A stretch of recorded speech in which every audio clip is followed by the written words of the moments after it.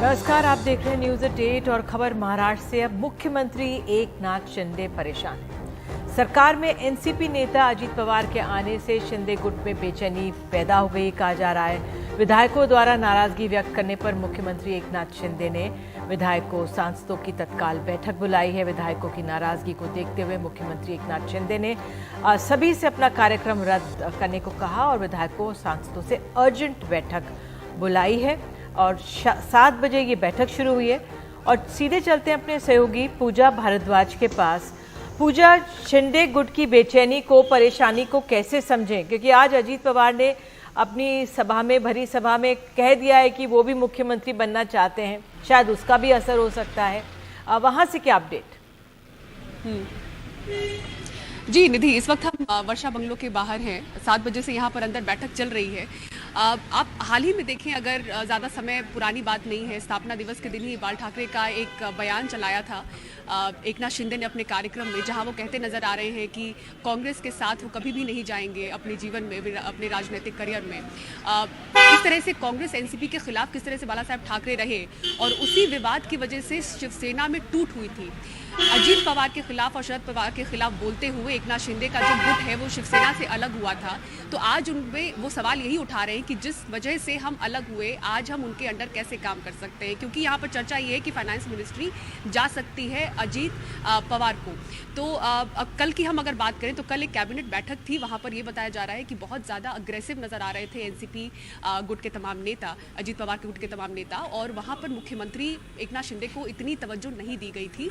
देवेंद्र फडणवीस की, जो कि इस वक्त उप मुख्यमंत्री हैं, उनके पास 2 बड़े मंत्रालय हैं, फाइनेंस मिनिस्ट्री और इसी के साथ ही गृह मंत्रालय उनके पास है। तो उसमें से बताया जा रहा है कि जो वित्त मंत्रालय है वो अजीत पवार को जा सकता है। तो अजीत पवार और देवेंद्र फडणवीस की कल कैबिनेट की बैठक के बाद बहुत लंबे समय तक बात हुई है और एक तरह से दरकिनार किया गया एकनाथ शिंदे को।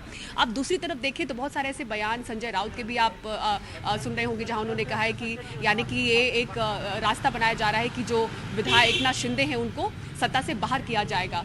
तो ये एक चर्चा के बीच में एक डर इनमें है कि जिस वजह से उन्होंने पार्टी छोड़ी थी, अपना गुट अलग किया था, आज वही शामिल हो चुके हैं सरकार में। अगर उनके पास फाइनेंस मिनिस्ट्री जाता है तो फिर वही जो उनको समस्या थी महाविकास अघाड़ी की सरकार में, जब फाइनेंस मिनिस्ट्री अजीत पवार के पास थी, तो वो बताते थे कि उनके विधायकों के पास सफिशिएंट फंड नहीं होता, बजट नहीं जाता था। तो ये समस्या एक बार फिर से आ सकती है। तो मंत्री पद को लेकर बात यहाँ पर बहुत ज्यादा बड़ी हो गई है। विधायक बिल्कुल पूजा, ये जानकारी के लिए बहुत बहुत धन्यवाद। बिल्कुल, बहुत बहुत धन्यवाद। और इस बेचैनी को समझ सकते हैं। उधर महाराष्ट्र में आज शक्ति प्रदर्शन का दिन रहा। शरद पवार, अजीत पवार दोनों ही गुट अलग अलग बैठकें हुई और आज की बैठक के जरिए दोनों गुटों ने अपने नेताओं, कार्यकर्ताओं से भावनात्मक अपील की है। अजीत पवार को एनसीपी का राष्ट्रीय अध्यक्ष चुना गया। अजीत पवार गुट ने चुनाव आयोग को जानकारी दी और 30 जून को एनसीपी कार्यकारिणी की बैठक में फैसला हुआ था। अब कहा जा रहा है कि चुनाव आयोग के सूत्रों के हवाले से खबर आई। बहरहाल अजीत पवार की बैठक में 30 विधायक पहुंचे, जबकि शरद पवार की बैठक में सिर्फ 17 विधायक पहुंचे। लेकिन इससे पहले बयानबाजी भी हुई, भावनात्मक अपील भी हुई। शरद पवार ने कहा, हम सरकार में नहीं विपक्ष में हैं, पार्टी का सिंबल हमारे पास है, कहीं और नहीं जा रहा। कई चुनौतियां हैं लेकिन आगे बढ़ना है। उनके पोस्टर्स में मेरी तस्वीर क्यों इस्तेमाल हुई, ये शरद पवार ने पूछा। अजीत पवार ने बिना उनका नाम लिए कहा कि 83 साल के हैं, कब थमेंगे, वरिष्ठ लोगों को तो हमें आशीर्वाद देना चाहिए। इस पर सुप्रिया सुले ने अजीत पवार को जवाब दिया और कहा, आखिर वो काम करना क्यों बंद करें। उन्होंने ये भी कहा कि पिता पर वार ना करें, नहीं तो मैं अहिल्याबाई बन जाऊंगी। आइए सुनते हैं इन नेताओं को। आज काही लोकांनी भाषणे की माझ्याबद्दल काय बोलले, पण बोलताना एक सतत सांगत होते की आमचे गुरु आहेत तुम्ही। आज जर आमच्या काही मित्रांचं एक वेगळं काही बैठक झाली, मेळावा झाला, त्या सगळ्याच्या पाठीमागचे फोटो बघितले, त्या फोटो सगळ्यात मोठा फोटो होता माझा। आज मुंबईमध्ये सुद्धा अनेक ठिकाणी पोस्टर लावली, त्याचा फोटो माझा।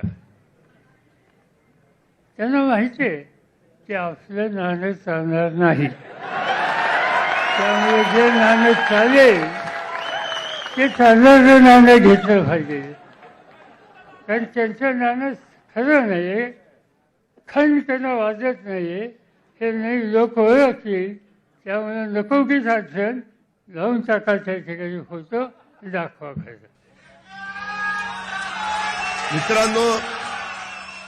मित्रांनो आज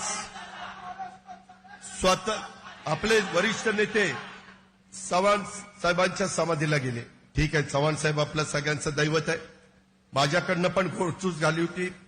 मी एक दिवस सकाळी 7 ते संध्याकाळी 8 पर्यंत तिथं न पाणी पिता न काही करता बसलेलो होतो. मला ते खूप मनाला लागलं होतं. परंतु मित्रांनो, काळ आता जर वय जास्त झालं, 82 झालं, 83 झालं, तुम्ही कधी थांबणार आहात का नाही? तुम्ही आशीर्वाद द्या ना. त्याच्या संदर्भामध्ये आम्हाला वाटतं तुम्ही शतायुष्य व्हावं. बापाच्या आणि आईच्या बाबतीत नाद करायचा नाही. बाकी कुणाबद्दलही बोला, कुणाबद्दलही आमच्यावर करा, काही करा, पण बापाचा नाद नाही करायचा. बाकी काही ऐकून घेऊ, काहीही ऐकून घेऊ. एक सांगते, महिला आहे मी, छोटस बोलला ना तर टचकन डोळ्यात पाणी येतं. पण जेव्हा संघर्षाची वेळ येते तेव्हा पदर खोचून तीच अहिल्या होते, तीच तारा राणी होते आणि तीच जिजाऊ होते. और शरद पवार के पोते रोहित पवार ने कहा है कि पैसों की ताकत से विचार नहीं बदलते.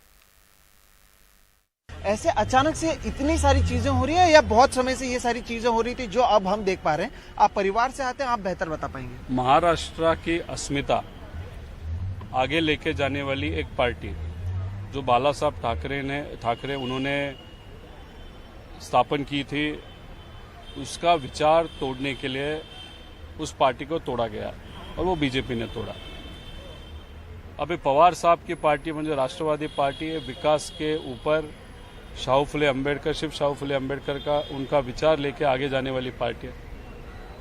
उसको तोड़ने का प्रयास बीजेपी ने किया और आज देखा जाए तो उन्होंने तोड़ी भी. इनका प्रयत्न है कि ये विचार खत्म किया जाए, लेकिन ताकत इतनी होने के बाद उनको ऐसे लगता है कि 60 साल का विचार, और अगर आप शिव शाहू फुले अम्बेडकर उनका विचार अगर देखें तो 300-400 साल पुराना विचार, अगर संतों का विचार करें तो हजारों साल पहले का विचार, ये राजकीय और पैसे की ताकत से नहीं बदल सकता. ठीक है, जो सत्ते के लिए उनके साथ गए उनमें परिवर्तन हो सकता है, लेकिन जो लोग विचार मन पे रखते हुए, महाराष्ट्र धर्म मन में रखते हुए काम कर रहे हैं, पॉलिटिक्स में हो या न हो, उनका विचार तो नहीं बदल सकते. और उस विचार को ताकत देने के लिए पवार साहब अभी लोगों में जाएंगे, लोगों से मिलेंगे, कार्यकर्ताओं को विश्वास देंगे और फिर संघर्ष तो करना ही है, लड़ेंगे तो सही.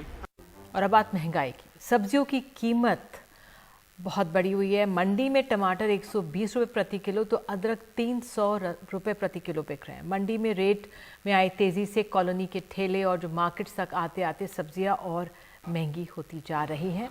अगर आपको ग्राफिक के जरिए बताएं तो अदरक 300 रुपये प्रति किलो, टमाटर 120 रुपये प्रति किलो, मटर 100 रुपये प्रति किलो, मिर्च 100 रुपये प्रति किलो, बीन्स, शिमला मिर्च, गोभी 80 रुपये के पार, भिंडी, करेला और बैगन 60 रुपये के पार है.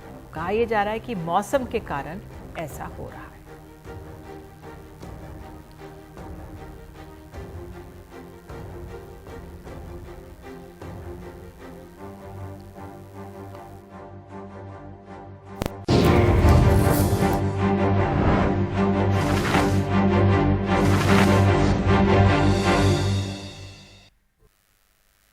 कड़ी सुरक्षा के बीच मणिपुर में 1ली से 8वीं तक के स्कूल आज से खुल गए. मई के पहले ही हफ्ते से बंद ये स्कूल थे. करीब 2 महीने बाद छात्र और शिक्षक क्लास में लौटे. हालांकि संख्या बल कम रहा. राज्य में करीब 4000 से ज़्यादा स्कूल 8वीं तक के लिए खुल गए हैं, लेकिन 96 स्कूल अभी भी नहीं खुले हैं. और इसकी वजह है कि वहाँ राहत शिविर है और स्कूल खुलने की वजह से छात्र हालांकि बेहद खुश हैं.